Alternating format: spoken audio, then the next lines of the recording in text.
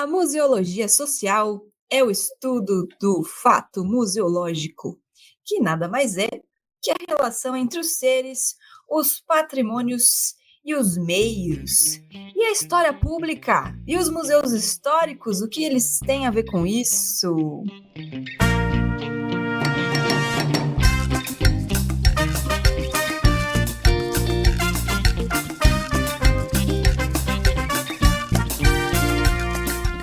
Hello, Museander! Aqui quem vos fala é Marina Gouveia, preparada para mais um episódio gostoso, quentinho, junto de vocês, meus queridos, e da minha bancada maravilhosa. Quem temos aqui hoje, ela, digníssima, maravilhosa, nossa queridíssima, esplendorosa, ruiva cobreada, Juliana Gueiros. Alô, Museander, toda vez que eu estou para baixo eu venho gravar, porque é certeza que vão de alguma forma falar alguma coisa legal para mim. Então eu tô aqui, ó, 100%. Como vocês estão? Bem-vindos a mais um episódio aí. Este é o episódio 105 e a gente sempre vai estar aqui para te dar um abracinho, Ju. Coração quentinho. Aqui com a gente também está quem não pode faltar, senão não acontece o negócio todo, o grandioso, magnífico, também esplendoroso Gustavo Nalva. Olá, queridos museanders, tudo bem com vocês? E tá frio pra caralho, pô. Ai, meu Deus, o coração quentinho aqui me deu vontade de estar quentinho, mas, né, fazer o quê? Já passa. Vamos lá, aquecimento global, vem logo. Sai fora, Gustavo. Quem está aqui para conversar com a gente sobre história pública e museus históricos é ele, também magnífico, também esplendoroso, com a sua voz retumbante, Thomas Nísio. Muito bem-vindo, Tom. Obrigado, Marina. Obrigado por toda a bancada me receber aqui no episódio, né? Estou bastante empolgado. Eu sou Thomas Nísio, né? Sou historiador e museólogo de formação. Eu trabalho atualmente no Museu do Ipiranga como educador, junto com a Marina. Deixa eu ver o que mais. E eu tenho mestrado em História Social pela Universidade de Brasília. Eu sou natural de Brasília, né? Mas atualmente vivo e moro em São Paulo já faz uns 4 anos. Eu não sabia que você era candango, rapaz. Achei que você era de São Paulo. Não, o meu sotaque entrega, não? Ah, um pouco. Mas aí... É que sotaque de Brasília... O Brasília é um... Deixa quieto, eu vou entrar num assunto muito complexo aqui. É complexo. Você já chamou o aquecimento global hoje, Gustavo. Melhor não adentrar as complexidades, não. Deixa para conversa. Aproveito este momento para lembrar você, Museander, que a gente continua vendendo nossas camuseutinhas. Lembrando também que temos canecas agora no nosso site, elas são tão lindas, vocês podem dar uma olhada lá, comprar sua camuseutinha no site da Uma Penca, que a gente sempre deixa disponível aqui na descrição do nosso episódio. Lembrando também que você, museander, interessado em gravar com a gente, pode se inscrever pelo nosso form de gravação, igual o Thomas fez. Ele pegou lá, abriu o form, colocou os dados dele, explicou a pesquisa dele, a gente entrou em contato e agendou a gravação. Também não se esqueça, querido ouvinte, de avaliar o nosso programa aqui no Spotify.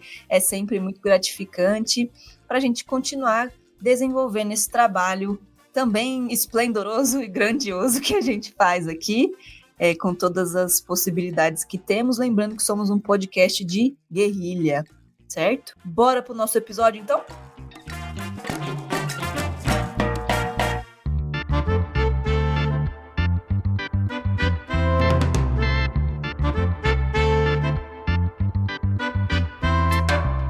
Tom, conta pra gente, então, como que esse tema entrou na sua vida, ou como você entrou na vida desse tema?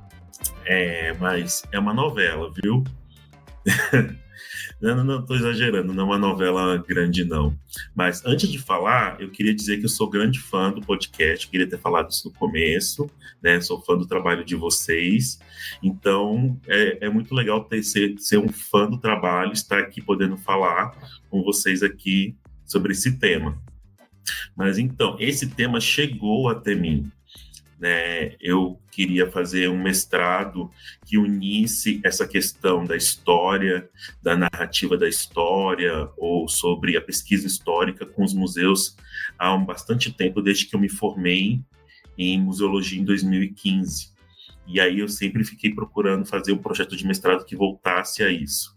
E aí eu tive um projeto de mestrado em 2019, e aí achei que tinha a ver com um tema, era mais relacionado à narrativa da história nos museus, e então eu me propus, participei da seleção de mestrado, fui aprovado, só que eu não conversei com nenhum professor que tivesse interessado no tema. E aí então, como pode dizer, os professores decidiram entre eles quem ia ser, que ia ficar com o meu tema. E aí quem ficou com o meu tema foi o professor Bruno Leal, que é um professor focado em história pública. Ele tem o site Café História. É um site que já foi até rede social, para você ter ideia. Ele usava o Bing, né? Isso há anos atrás. E aí, bastante tempo. E aí, então ele está focando na história pública há muito tempo. Então, quando nós nos encontramos, a gente teve uma conversa longa e sincera sobre o meu projeto e vimos que, em vez de focar em narrativas do museu, eu focar sobre como o público entende essas narrativas, né? E então, a ideia seria não fazer uma pesquisa de público, nada disso, mas a ideia seria, eu pensei, então, fazer uma pesquisa de compreensão do museu, que era o meu objeto de pesquisa, que é o Museu Histórico Nacional do Rio de Janeiro, e ele seria o meu objeto de pesquisa, e seria uma compreensão do museu sobre seus públicos. Então, como metodologia, eu corri atrás de todos os relatórios dos últimos 10 anos, 15 anos do museu. Eu procurei relatórios de projetos, vou procurar entrevistas já feitas, né? Eu não quis fazer uma pesquisa focada em entrevista de história oral, por exemplo, porque era um método, porque eu queria entender o discurso oficial, ou aquele discurso que estava oficializado pelo Museu Histórico Nacional sobre sua compreensão de públicos. Então, foi por isso que eu acabei focando mais nas fontes escritas, né? Porque eu estava atrás exatamente de saber aquilo que estava escrito, definindo o que era público para o museu. E foi difícil de achar, mas acabei achando um pouco. Uau! Não é nenhuma novela, não. Não é uma novela. Foi uma minissérie. É uma minissérie. Diga, Gu. Não, eu só queria comentar que o tema me é muito caro de história pública, né? Que quem tá aqui um pouquinho mais tempo sabe que o museu não veio da Clio, né? E eu recentemente saí da Clio. Fiz esse desligamento aí. Mas aconteceu uma coisa muito interessante comigo um tempo atrás, que eu entrei pro o Academy, né? Onde tem aquele site internacional onde tem os trabalhos acadêmicos, os próprios acadêmicos vão postando seus trabalhos, né? Eu me matriculei, né? Me registrei no site. Depois de alguns dias veio uma mensagem, ó, seu nome é citado em 3 trabalhos. Oxe, é que tinham feito uma citação de uma frase que eu fiz num vídeo, justamente no Clio, que eu tinha feito. O outro foi alguém falando da Clio como podcast. Na verdade, foram 4. Outro falando sobre vídeos de história, né? Os 2 trabalhos sobre história pública e um trabalho sobre museologia, que era que era sobre divulgação museológica e tinha lá museando, na época que era só eu e a Ju. Eu achei esse trabalho e falei, caramba, eu não tenho nenhum artigo aqui, meu nome tá sendo citado, que coisa doida. Aí, e isso é uma coisa que me é muito caro, assim, da produção de história, né, quando eu fazia. Eu acho que ainda faço um pouco, querendo ou não. E um outro caso que me aconteceu muito interessante nessa produção de história pública foi que eu estava lá em Cachoeira, na Bahia, que inclusive esses dias vai fazer, na verdade, né, 2 anos que a gente estava lá no EMUSE. Eu estava lá na faculdade do Recôncavo Baiano, tranquilinho, esperando as atividades. Depois aí chegou uma menina que era aluna de lá, e falou: "Você fez um vídeo foi explicando o que era museologia?" Eu fiz. Ah, eu assisti ele antes de escolher fazer museologia. Falei, que legal. Tipo, no meio de Cachoeira, na Bahia, a menina tinha assistido o meu vídeo na época que eu fazia os vídeos sobre história. Eu fiquei com o coração quentinho naquele momento. Só- Mas, não, eu acho muito legal essas experiências do Gu. Ao passo que, aí eu fui pensando nessas experiências sobre o tema e tal agora, que é a próxima pergunta que a Má vai fazer. Mas é porque eu fico pensando, meu Deus, qual história que não é pública? Eu fico meio assim, eu não sei. Tipo assim, são as histórias só na nossa cabeça, as narrativas que a gente faz nas vozes da nossa cabeça, mas mesmo os nossos divertidamente estão lá, sabe? Então eu não sei. É a próxima pergunta que a Má vai fazer. E aí, enfim, vai lá, Má, vai lá. Bora então perguntar, porque eu também tenho essa dúvida. Tom, explica pra gente como é que então que você define o que é história pública nessa pesquisa e depois como esse conceito se aplica ao contexto do Museu Histórico Nacional. Não é difícil, né? Não é, porque tem muitos autores, cada um entregando um conceito diferente de história pública, mas acho que, resumindo, a grosso modo, né, história pública é uma forma, é um processo de conectar a história com os públicos na produção da história e na comunicação dela, né? Em resumo, como assim? A história pública, é um conceito, né, que começou nos anos 70, né, nos Estados Unidos, né, dos países anglo-falantes, né? Então, mas o que alguns historiadores percebem é que a história pública já era praticada muito antes desse conceito surgir nos anos 70. Ela já era praticada, e aí quando o conceito surgiu, os historiadores comentaram: nossa, mas eu já tinha feito isso, eu já estava fazendo isso há muito tempo, né? Que história é essa de história pública? Eu já faço isso há sei lá quantas décadas, né?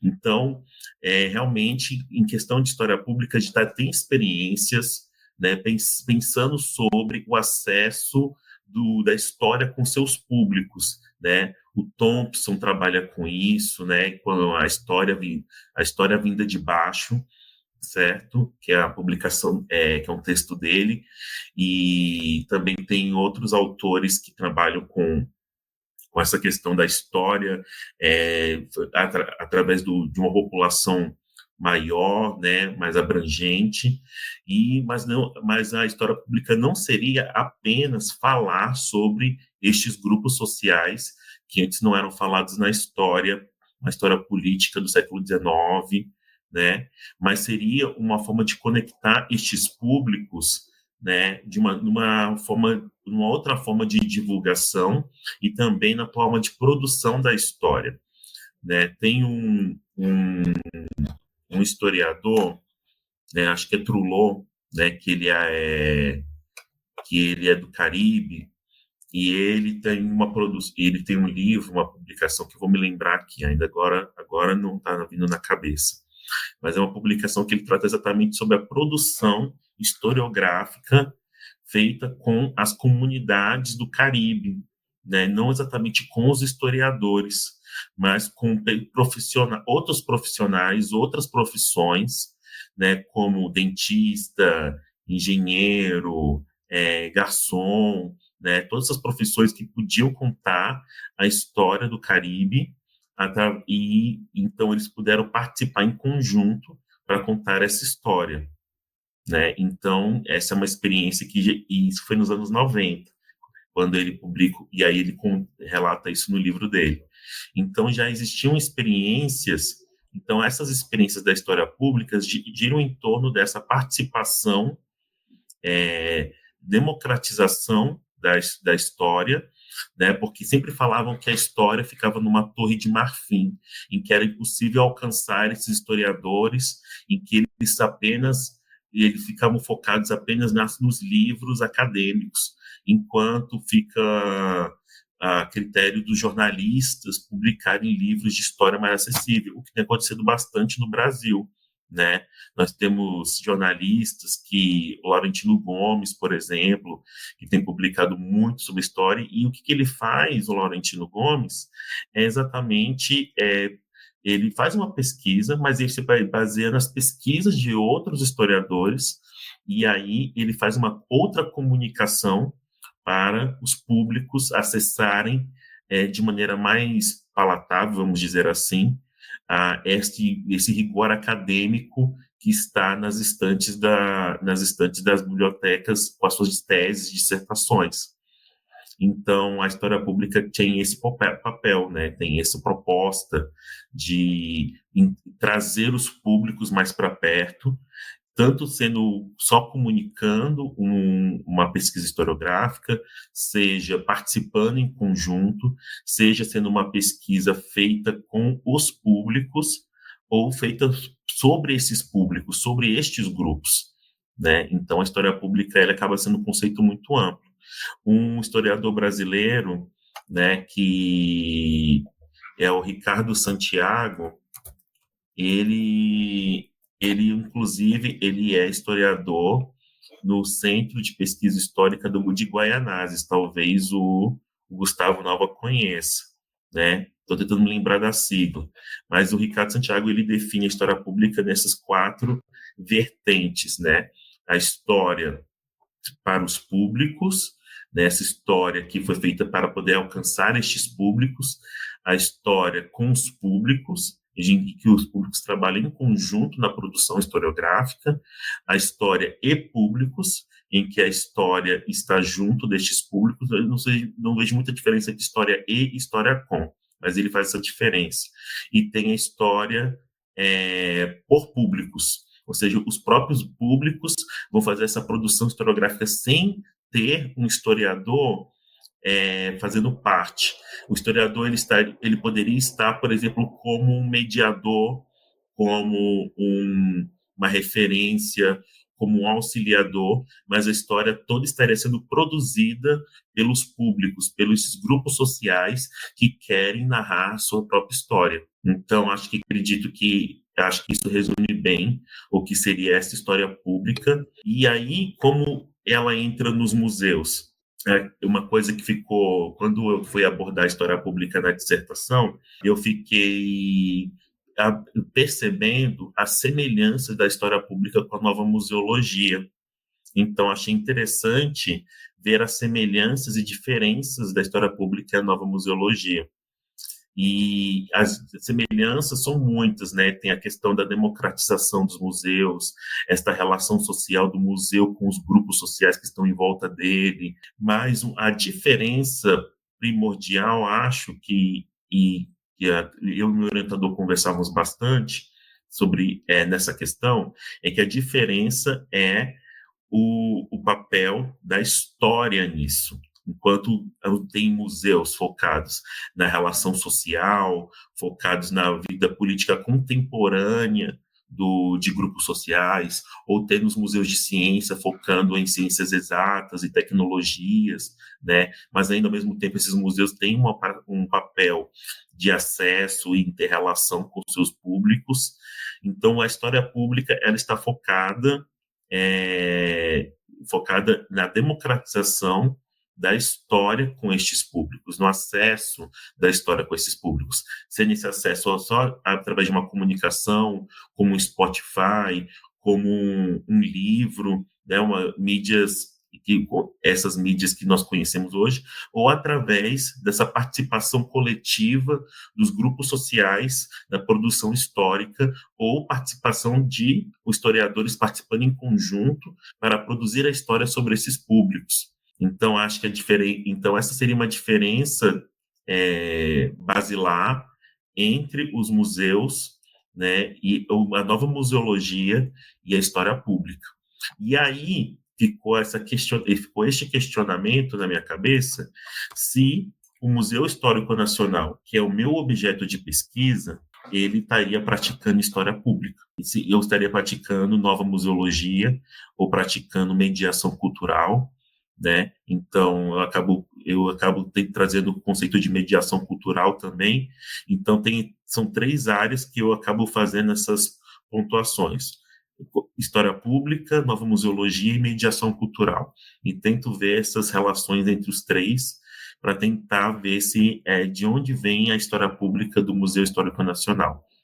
E não sei se os públicos do museano devem conhecer o Museu Histórico Nacional, mas, em resumo, o Museu Histórico Nacional é um museu que foi fundado em 1922 por um acadêmico integralista, Gustavo Barroso, ou seja, o Gustavo Barroso era um fascista, né, que tinha uma política, que tinha muita relação com a Primeira República e com os presidentes naquele período. Então, naquele ano de 22, do centenário da independência, é feita uma exposição no Rio de Janeiro, que é a Grande Exposição, que é uma exposição internacional que chama vários países para terem suas apresentações.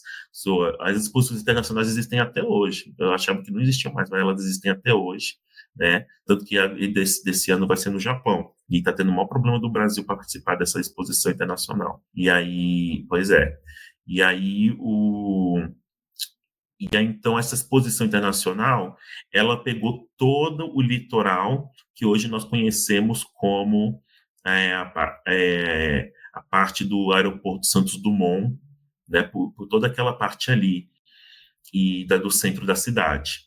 Então, ali foi feita a exposição. E no meio dessa exposição, que tinha vários palácios, e cada palácio representava um país, tinha uma edificação, que era uma edificação secular, colonial, que foi utilizada por militares, né? Ela acabou se tornando o Museu Histórico Nacional. E é a sede do museu até hoje. No começo, era só algumas salas e um andar do prédio. E aí depois o Museu Histórico Nacional tomou o prédio inteiro. Então, em 22, a proposta de história que estava sendo narrada e contada neste Museu Histórico Nacional era uma história patriótica, era uma história militar. E, de acordo com a Miriam Sepúlveda Santos, ela escreveu o livro A Escrita do Passado nos Museus Históricos. Ela define o conceito de histórias de culto da saudade, de que o Museu Histórico Nacional do Gustavo Barroso era que fazia um culto de saudade ao Império, principalmente. E saudade sobre os grandes feitos do Império, que era a Guerra do Paraguai, né, que era uma política externa estável, que era uma economia pujante. Então, tudo isso era homenageado e celebrado pelo Gustavo Barroso e por esse Museu Histórico Nacional. Mas aí o Museu Histórico Nacional se transformou, com as décadas foram se passando.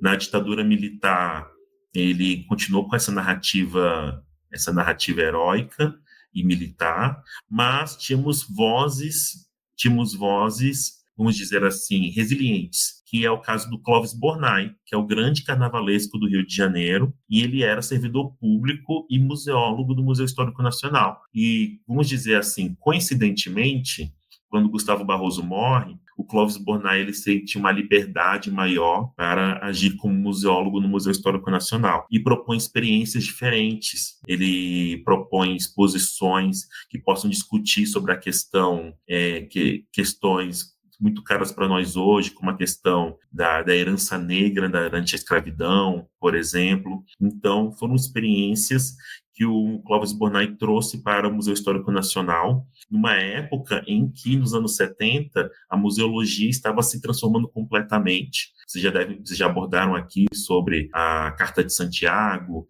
que é uma das cartas basilares da museologia social. Então, enquanto estava acontecendo toda essa transformação da museologia internacional, o Museu Histórico Nacional estava também se transformando através dessas vozes resilientes.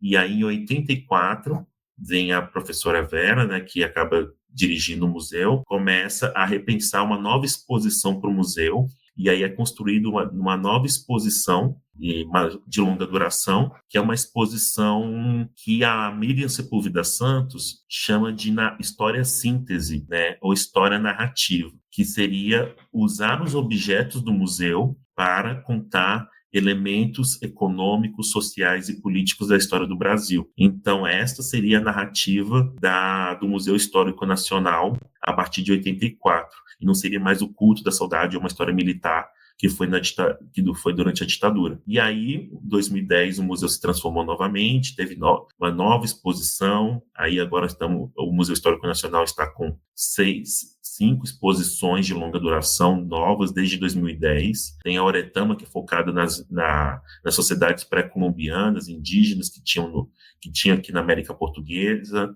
né, no Brasil. Tem o processo de colonização portuguesa, o primeiro e segundo reinado e a democratização com a República até os tempos contemporâneos. Então, essas são as exposições de longa duração que o Museu Histórico Nacional tem hoje. Thomas, então a gente podemos dizer assim, voltando aqui na história pública, que história pública nada mais é do que os historiadores puxando a orelha dos próprios historiadores, falando, vamos deixar de fazer a rodinha entre nós aqui, vamos tentar comunicar que tem gente fazendo isso daí lá fora e cometendo alguns erros, que assim, eu gosto bastante de ler alguns livros sobre história, inclusive livros feitos por jornalistas, igual você comentou aqui, né? Para mim, um dos melhores livros sobre história de São Paulo, assim, para quem quer ter um contato com a história de São Paulo, são os 2 livros das capitais, né? Capital da Solidão e Capital da Vertigem, Roberto Pompeu de Toledo. Mas é assim, introdutório. É para você chegar assim, ter uma noção do que é São Paulo,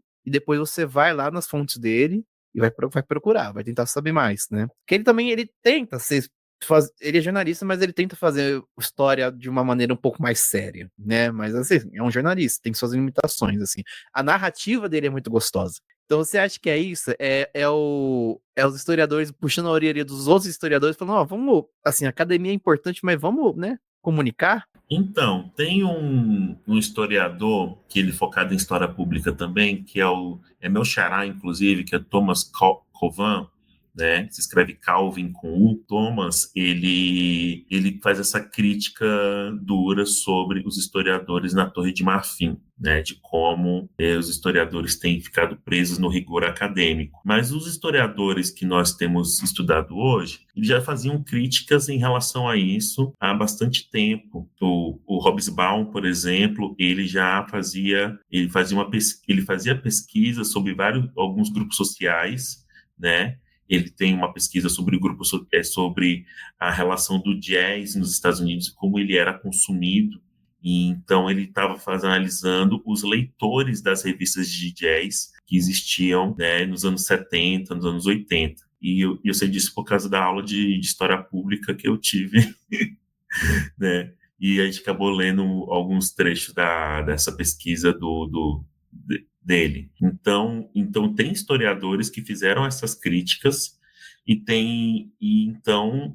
são críticas que fazem sentido hoje, e a história mudou muito, né? Se formos analisar as pesquisas historiográficas produzidas na academia, é uma historiografia focada na história da cultura, focada em grupos sociais, focada em manifestações culturais, né? São as produções que têm sido feitas com bastante frequência. Então, posso dizer que há uma conexão dessas produções com a história pública. Quando a gente pensa que esses historiadoras foram até esses locais e pesquisaram com esses grupos sociais para entender certas questões sobre a agência do agente histórico, sobre certos grupos sociais, sobre certas sociedades, sobre certas culturas.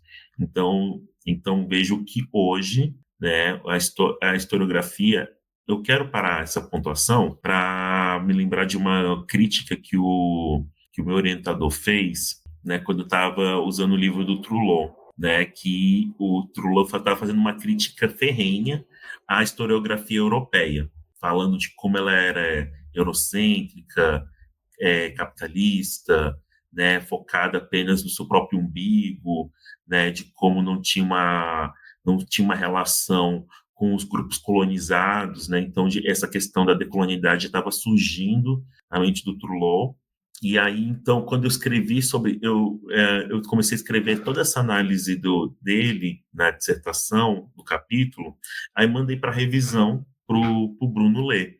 E o Bruno escreveu, mas isso já não está dado? Isso já não, os historiadores já não estão fazendo hoje, essas críticas decoloniais, essas críticas sobre a forma como está sendo produzida a história hoje?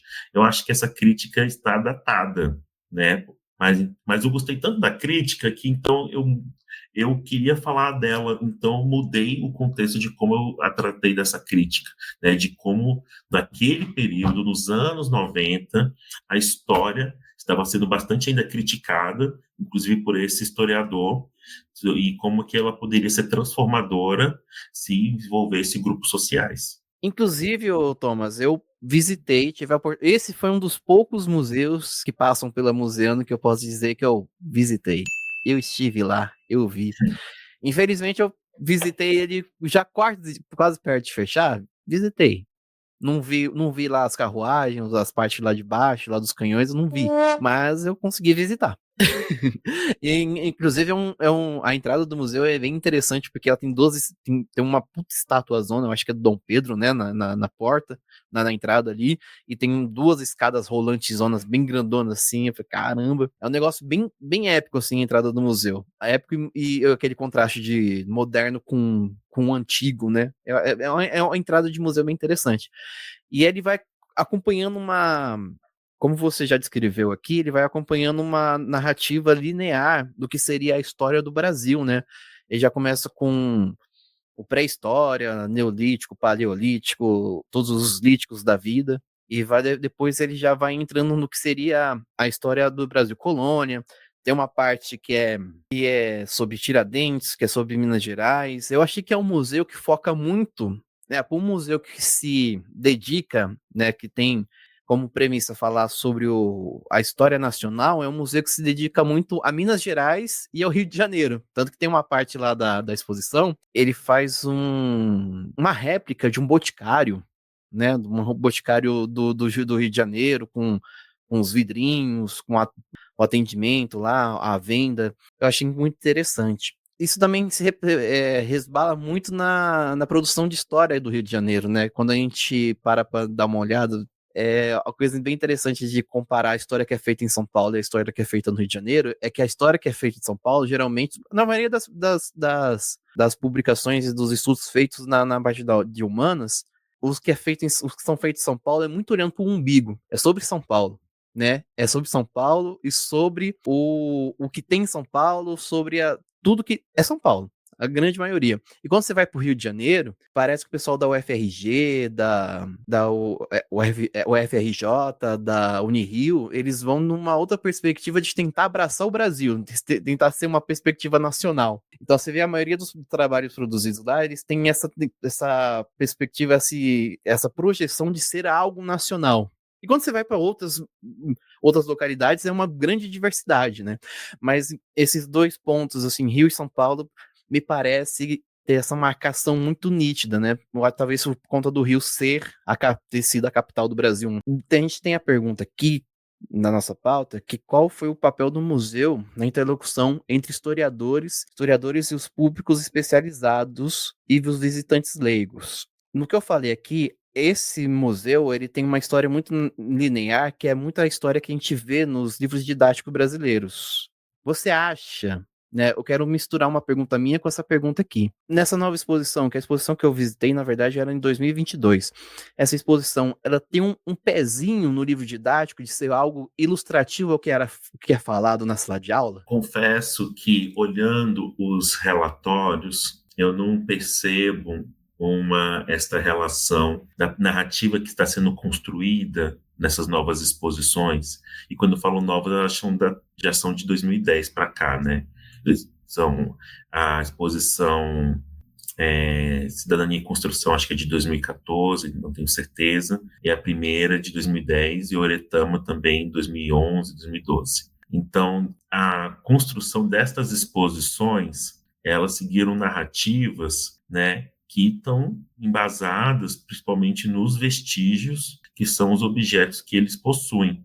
Então, esta narrativa que faz da colonização, depois vai para o primeiro reinado, segundo reinado, é uma narrativa que lembra realmente os livros didáticos, mas em nenhum momento os relatórios mostraram que era para ser uma narrativa linear escolar, né? Não seria interessante dar uma averiguada nisso, né? Mas eu não lembro de ter encontrado esta relação.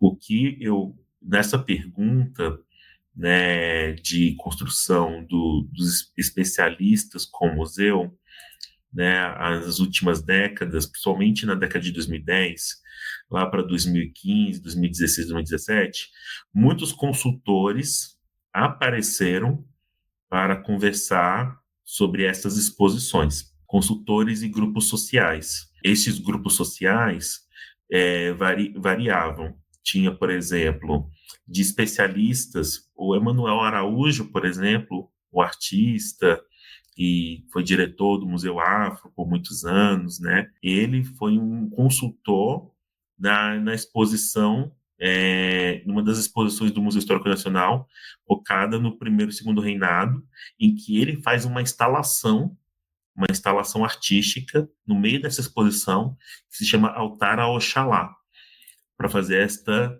quebra, né, da narrativa do museu, da narrativa principalmente do segundo reinado, e com esta relação da herança negra que o Brasil possui. Então, muitas atividades educativas, inclusive, elas são iniciadas a partir do altar de Oxalá. As mediações começam sempre a partir daquela instalação, justamente para fazer esses questionamentos sobre o papel da herança negra na história do Brasil. E então, esses consultores e grupos sociais apareceram bastante nos últimos 10 anos lá. Um consultor que apareceu lá foi um pai de santo, né, que foi convidado, o nome dele é Tato, estou tentando lembrar o restante do nome. O Thomas pediu para corrigir o nome do pai de santo que, na verdade, se chama Tateto. Ele, como pai de santo, ele foi chamado para analisar uma coleção que foi doada nos anos 90 da mãe de santo Zaira Trindade. E esta coleção foi doada pela própria Zaira, só que a forma como foi documentada essa coleção não foi completa, porque os museólogos do período não tinham um arcabouço teórico, religioso e técnico para poder cuidar dessa coleção. Então, o museu sentiu falta, percebeu esta falha, né, e chamou o Tateto para analisar esta coleção. Então, ele analisando esta coleção, ele percebeu vários objetos que eles eram objetos sagrados, que não deviam estar ali, que deviam passar por um tipo de processo, né, antes deles voltarem a fazer parte da coleção. Então, outras coisas aconteceram também. Então, esses objetos foram analisados, melhor documentados, passaram por um novo processo de musealização, e hoje eles estão na exposição Cidadania em Construção, que é a exposição que trata do século XX na história do Brasil. E então está instalado lá. Outra consultoria que foi feita, que foi com um grupo social, foi com um grupo de feministas do Rio de Janeiro. E aí então esse grupo foi feita uma roda de conversa com essas mulheres para entenderem a história delas na produção do movimento feminista na cidade do Rio. E aí então elas participaram coletivamente com suas histórias, e baseado nestas histórias, elas viram objetos que poderiam fazer parte da história delas e poderiam se tornar uma coleção para ser musealizada pelo Museu Histórico Nacional. Por exemplo, um telefone. né, o aparelho telefone. De acordo com elas, era muito utilizado o telefone para elas se comunicarem entre elas, para poder tratar de assuntos específicos, como marcar reuniões, pensar em pautas, pensar em atas. Então, o telefone é um aparelho necessário para essa troca. Então, ele tinha que fazer parte da coleção. Então, o público especializado, quando vocês falaram especializado, eu não penso especializado somente como se fosse um público acadêmico, mas eu penso também nas especialidades específicas, né, desses grupos sociais, em que não são encontradas somente na academia, mas são encontradas através de manifestações culturais específicas, religiões específicas ou movimentos sociais específicos que podem ter essas especializações sobre estas coleções, né? Então, os historiadores nesse papel, eles participaram, por exemplo, o diretor do museu dado período era o Paulo Knaus, e ele ficou entre 2015 até 2019 no museu. Ele é um historiador. Pelos relatórios, apresenta que há um interesse, né, dessa interlocução de acesso entre esses grupos sociais e o museu. O museu corre atrás desses grupos, né? O que aparenta nos relatórios é que o museu foi atrás de rever a sua coleção de candomblé, e ao mesmo tempo foi rever e pensar em novas coleções para o museu de tratar sobre grupos sociais contemporâneos, que é o caso do movimento feminista. Então, os historiadores, eles estão lá como mediadores. Existe um autor, o Michael Frisch, é um historiador que também trabalha com história pública, e ele propõe que o historiador ele perca a autoridade dele, né, que supostamente ele teria, né, essa autoridade de produzir a historiografia, de produzir a história, e ele perderia essa autoridade para ele ter um outro papel, que é o papel do mediador, o papel daquele interlocutor, aquele que permite as trocas de grupos sociais com a produção histórica, né? Então, ele chama esta relação de mediação, né, de autoridade compartilhada. Então, essa autoridade sobre a pesquisa histórica, a operação histórica, como diz Michel Dissertot, seria compartilhada, não ficaria mais com o historiador, mas ele compartilharia com com grupos sociais em que essa pesquisa, essa produção histórica está sendo feita, entende? Sim, o Museu Nacional, para mim, ele foi o Museu Histórico Nacional. Foi um choque, porque foi um museu que eu fui logo depois de ter ido no Museu do Folclore, que é uma pegada completamente diferente, sabe?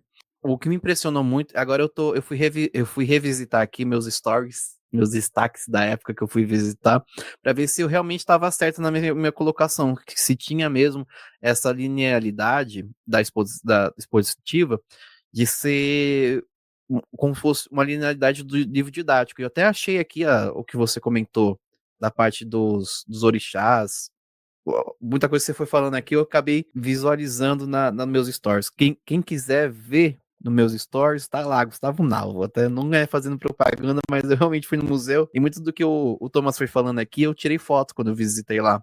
Ó, tem até os estandartezinhos aqui. Esses estandartes aí são da coleção da Zaira Trindade, enquanto a imagem anterior que você mostrou é o altar de Oxalá, feita pelo Emanuel Araújo. Isso. Então, para mim foi um choque, porque eu fui de uma proposta museográfica louca, totalmente diferente, que era o Museu do Folclore, inclusive fica aqui minha indicação para vocês visitarem lá. Tem um trabalho educativo, eu não fiz a visita educativa, mas tinha muitas intervenções do educativo no Museu do Folclore lá no Rio de Janeiro. Fica a dica para vocês visitarem, fica do lado do Museu da República, dá para visitar os dois na linha em sequência. E o Museu Nacional, assim, gostei bastante da proposta lá. Tem até uma fotinha do Lula com a mãozinha cheia de petróleo.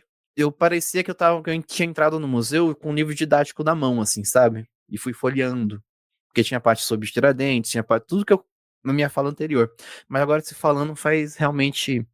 Há uma pegada interessante esse museu. Muito interessante. Uma coisa interessante que o museu também fez foi que ele acrescentou, quando foi feita estas consultorias e participações de grupos sociais nas rodas de conversa, muitos desses objetos acabaram entrando nas exposições de longa duração, que é o caso da coleção da Zaira Trindade, né?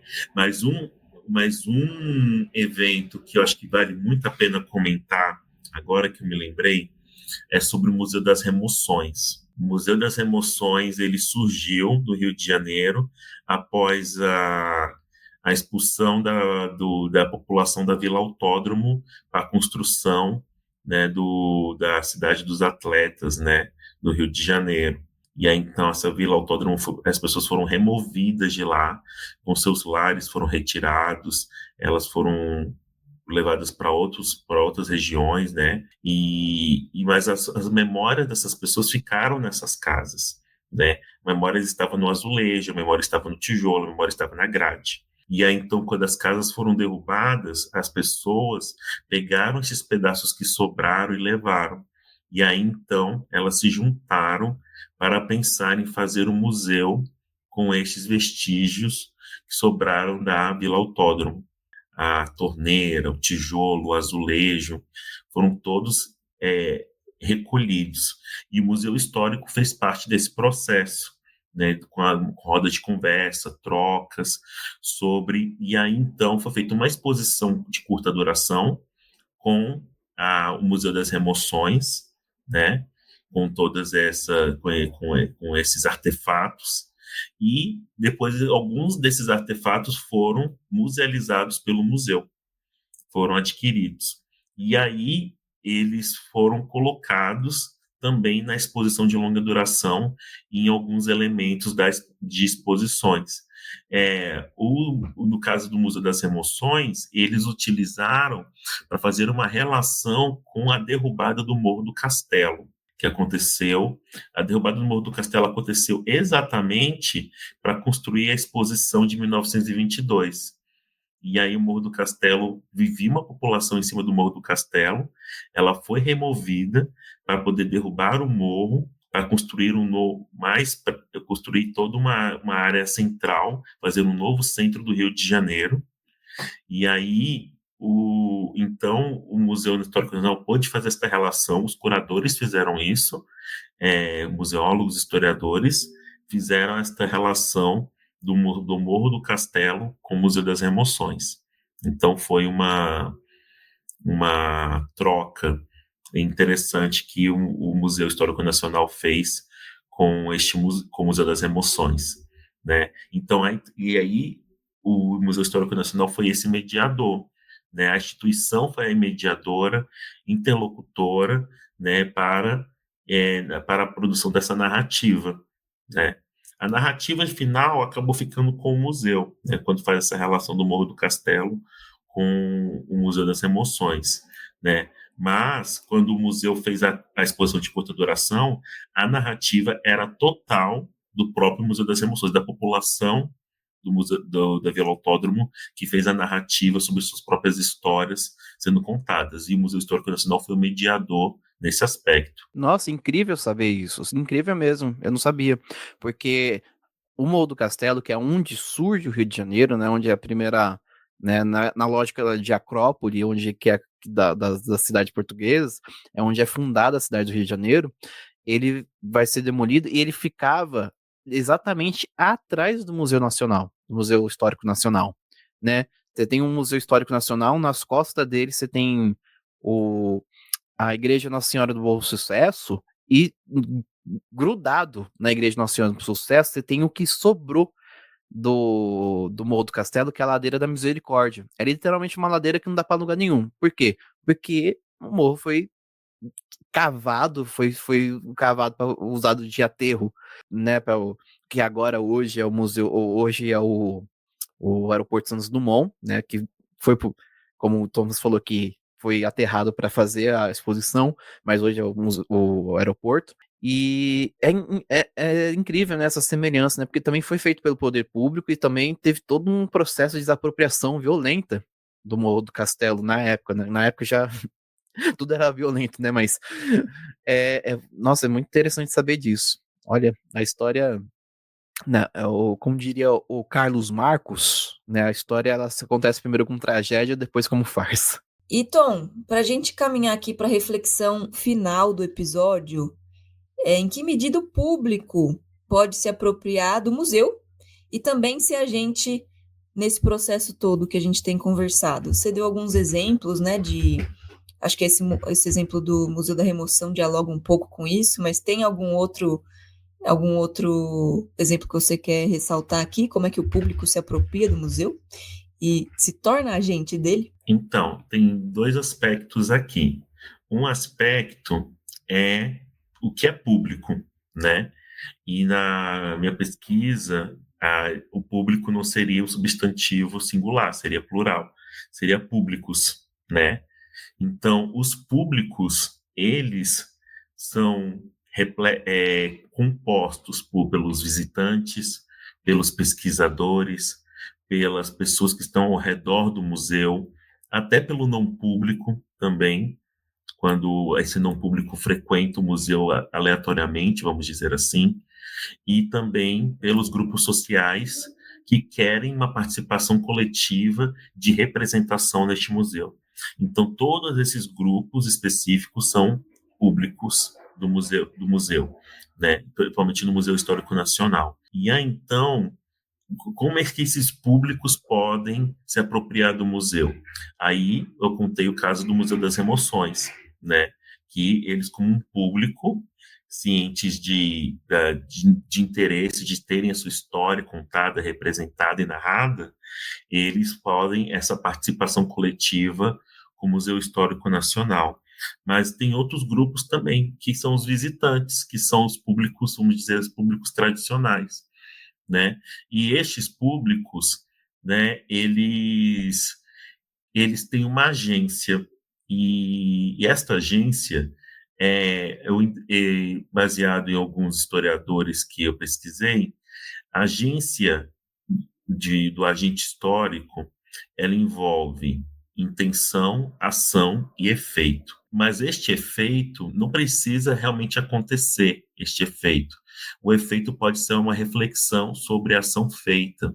Por exemplo, o grupo do Museu das Emoções, eles têm uma agência nisso, porque eles tinham intenção de contar as suas memórias, eles fazem as ações coletivas e tem os efeitos que são toda a narrativa produzida, a exposição construída. Mas se isso não tivesse acontecido, ainda assim seria um efeito, seria um processo de reflexão que poderia ter sido. Os visitantes, eles possuem agência, eles podem possuir agência no museu de várias maneiras.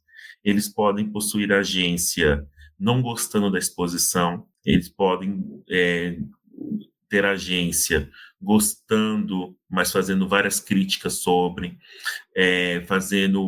tendo uma relação virtual, digital, com o museu histórico ou com os museus que ele está visitando. Ele pode divulgar este museu. Então, esta gente, e pode simplesmente refletir sobre aquilo, pode ser um efeito de apenas reflexão sobre a intenção inicial dele quando ele visita aquele museu. O fato de o museu não está lá para dar respostas, né? Isso o Wagensberg fala isso, outros museólogos falam isso também, mas o museu ele está lá para fazer perguntas, né? E fazer as pessoas voltarem para casa com essas perguntas, fazerem elas refletirem sobre aqueles conteúdos que estão no museu. Então, o fato de o museu ter esta capacidade de fazer a pessoa refletir faz com que o público tenha uma agência, né, de intencionalmente, eu quero ir lá ver a exposição tal, eu vou lá ver a ação, e o efeito é a reflexão diante da intenção que ele foi inicialmente. Ele não esperava ter toda aquela confusão mental, ele não esperava por isso, mas este é um efeito da intenção inicial dele. Então, o autor é o Keith Barton, e também tem um outro autor que é o Philip Pomper. Os dois fazem uma discussão sobre a agência do agente histórico, né? Principalmente focando em eventos passados, sobre se certas pessoas tiveram tal agência sobre tal evento histórico, então eles fazem essa discussão. Mas o que foi meu orientador que passou, que eu gostei bastante, foi a Emily Sitzia, que ela é da europeia, em que ela trata exatamente da agência de públicos de museus.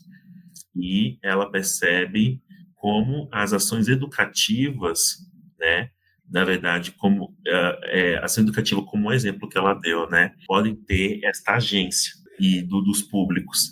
Porque quando um visitante vai no museu, se vai com um grupo escolar, eles têm a intenção de ver o museu, experimentar as coisas, conhecer essas coisas, e o efeito desta ação, é a reflexão produzida, que uma pessoa produziu em si mesma, e ela vai ter os resultados dessa reflexão numa ação educativa. Podem ser positivas, negativas, mas ela refletiu sobre aquilo. Então, foi um efeito causado por aquela intenção inicial. É bastante interessante eu gostei bastante de poder fazer refletir sobre isso, sobre como os públicos podem possuir essa agência nas ações educativas dos museus. Diferente de outras ações que o museu faz, que nem sempre tem essa agência. Por exemplo, participação, construção coletiva de uma exposição. Mas essa produção coletiva pode ter a agência das pessoas. Mas e se o museu está controlando organizando, para não usar a palavra controle, né, muito pesada, né? Mas o museu está sendo o maestro dessa história, né? Ele que vai decidir exatamente quais objetos vão ser musealizados, qual vai ser a narrativa. Se o museu está fazendo isso, o público que está participando dessa coleta coletiva perde a agência, né?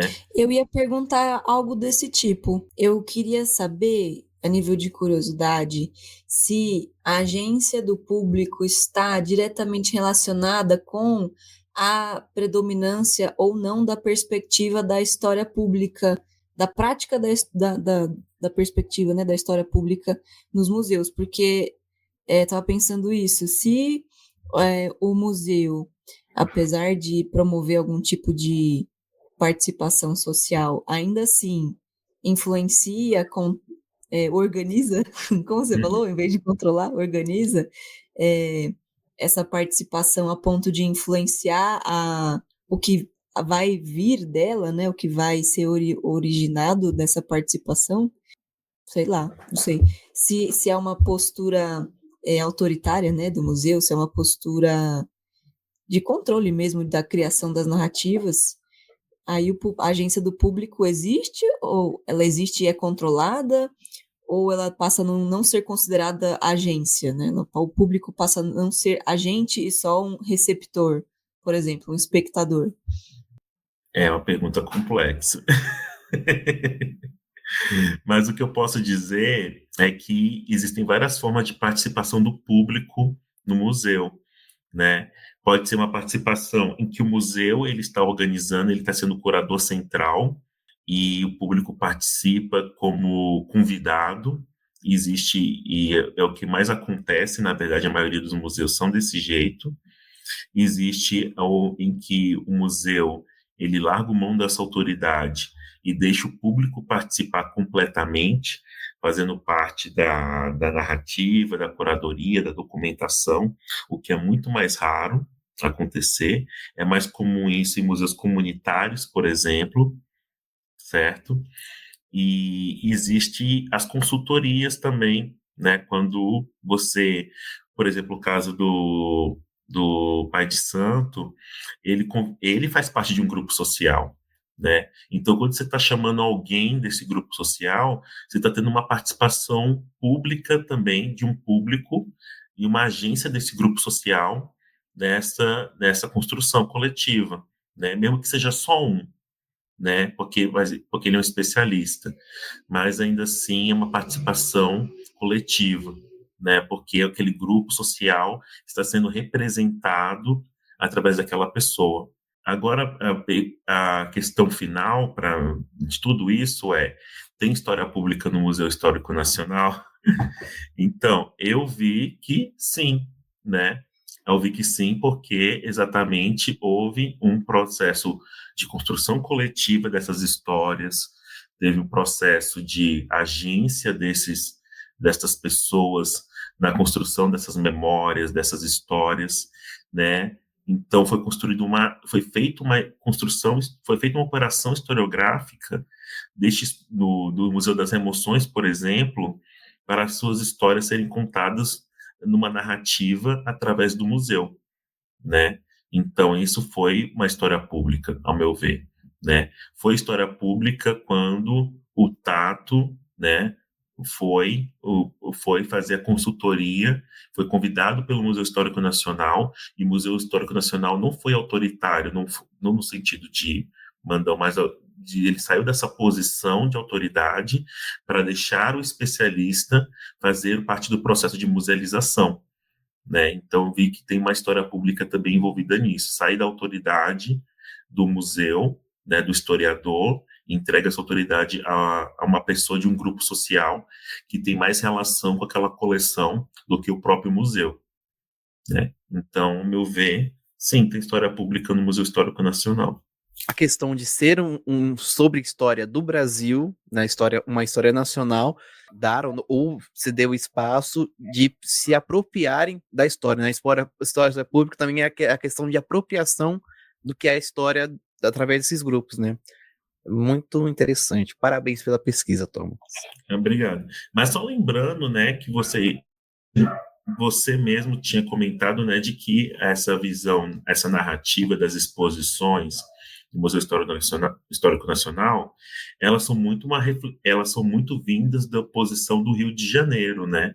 Então, é uma visão do Rio de Janeiro em elementos políticos, mas o museu não tem como fugir disso, porque a coleção que ele possui, ele trata disso. São poucas pessoas ou indivíduos que são retratados. Por exemplo, o Rebouças, ele é mencionado numa parte da exposição sobre o movimento abolicionista. Então, tem um retrato do André Rebouças, lá no Museu Histórico Nacional. Então, é interessante ter esse papel de uma pessoa de São Paulo estar nesse movimento, ser mencionada, mas outra parte da coleção já é um ponto de vista do Rio de Janeiro. Então, é sempre bom lembrar disso. Apesar do Museu Histórico Nacional ter esta frente de coletivo, há muita parte da coleção ainda está presa a esse ponto de vista do Rio de Janeiro. Muito que bem. Importante colocar os pingos nos is nesse sentido para contextualizar, né? Da onde vem esses discursos todos. Da onde o ponto de partida dessa elaboração. Muito que bem. Parabéns, senhor Thomas, pela pesquisa. Encaminhamos, então, o nosso episódio para a nossa querida finalização.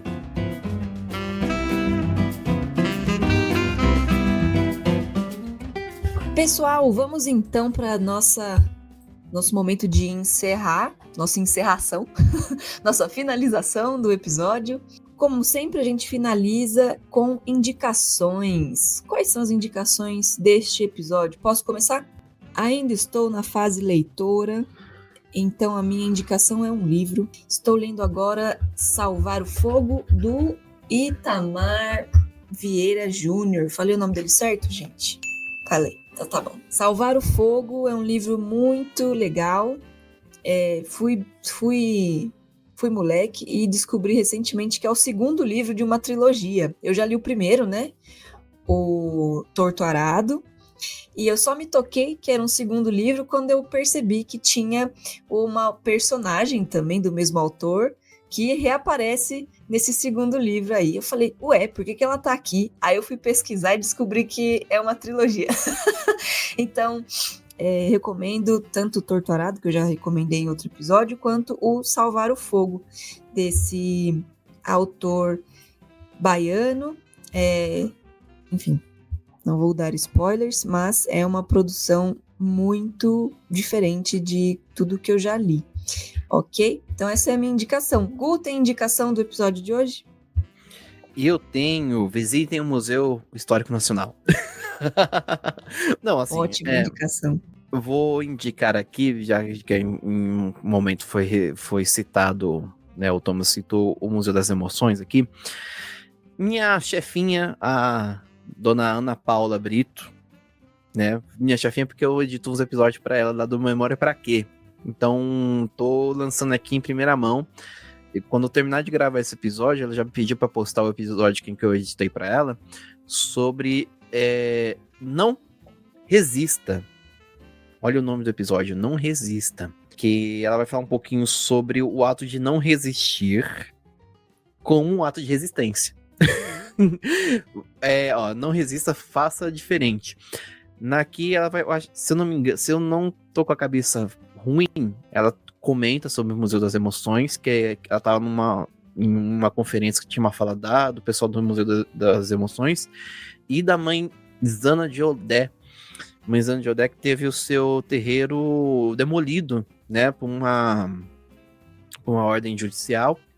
Se eu não me engano, eu não vou falar nada aqui, ouçam um episódio, mas basicamente ela tinha a opção de resistir, de fazer um cordão de pessoas na frente do terreiro, fazer a resistência para que não fosse demolido, mas ela disse que a ancestralidade chegou nela e disse para ela não resistir. Que na posição que eles estavam, sendo quem eles eram, a melhor opção não era resistir. Ouça um episódio que ele é impactante. Essa é a minha indicação. Indicar também um outro episódio nosso, agora fazer o Jabá da Casa, o episódio que a gente tem com a Tupá Guerra, sobre historiadores e museus.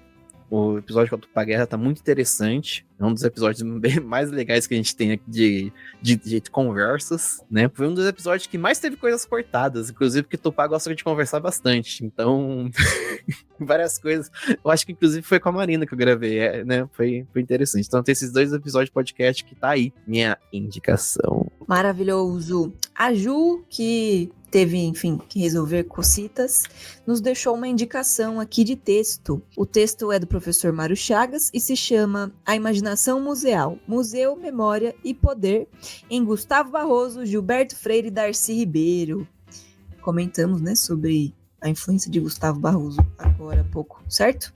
Tom, você tem indicações para os nossos ouvintes? Baseado no tema que temos aqui, eu queria indicar o meu orientador.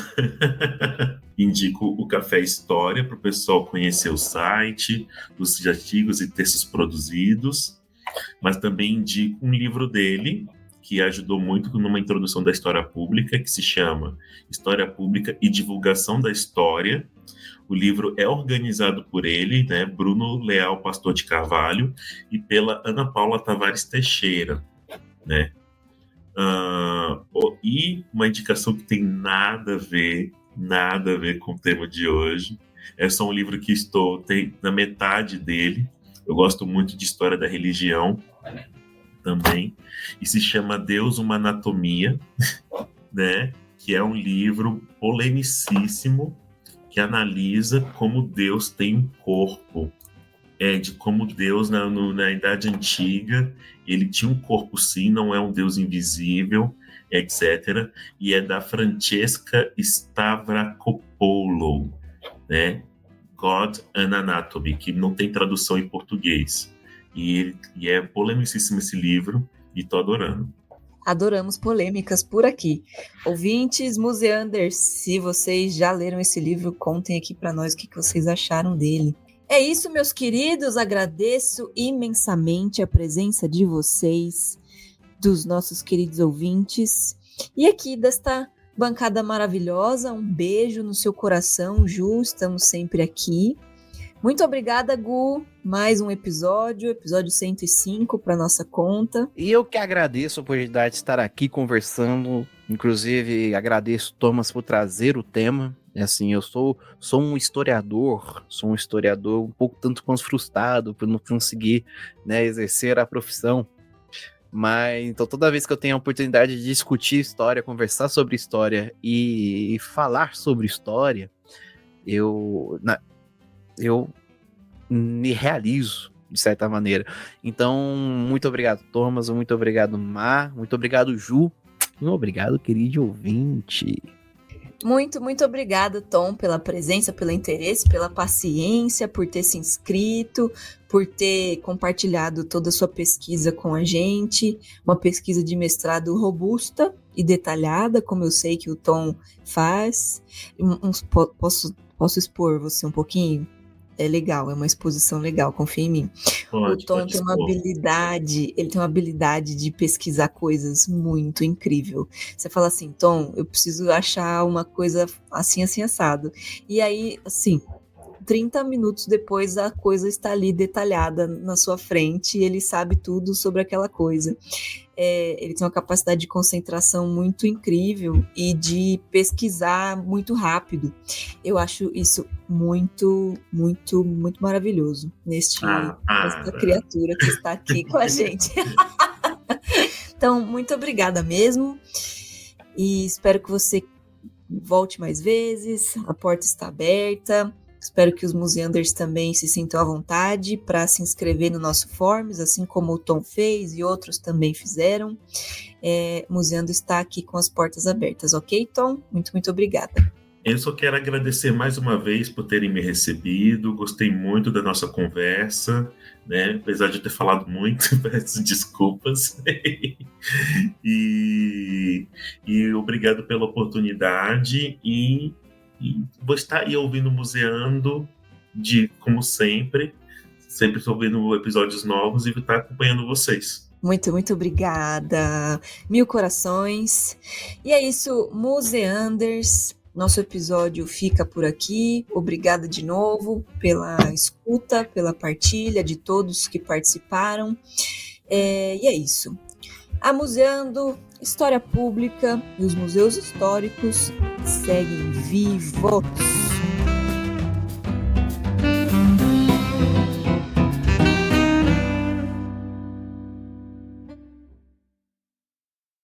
Muito obrigado, vão com Deus, valeu. Santos!